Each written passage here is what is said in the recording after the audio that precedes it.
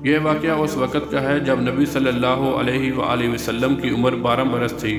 آپ اپنے چچا ابو طالب کے ساتھ تجارت کے لیے ملک شام کے سفر پر نکلے اور بصرہ پہنچے۔ اس شہر میں جربیس نامی ایک راہب رہتا تھا جو وہراق کے لقب سے معروف تھا۔ جب قافلے نے وہاں پڑاؤ ڈالا تو یہ راہب اپنے گرجا سے نکل کر قافلے کے اندر آیا اور اس کی میزبانی کی، جبکہ اس سے پہلے وہ کبھی نہیں نکلتا۔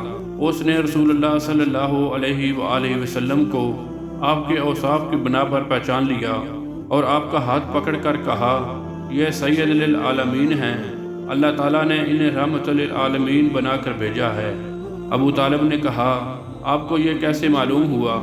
اس نے کہا، تم لوگ جب گھاٹی کے اس جانب نمودار ہوئے تو کوئی بھی پتا یا درخت ایسا نہیں تھا جو سجدے میں جھکا ہوا نہ ہو، اور یہ چیزیں نبی کے علاوہ کسی اور انسان کو سجدہ نہیں کرتی۔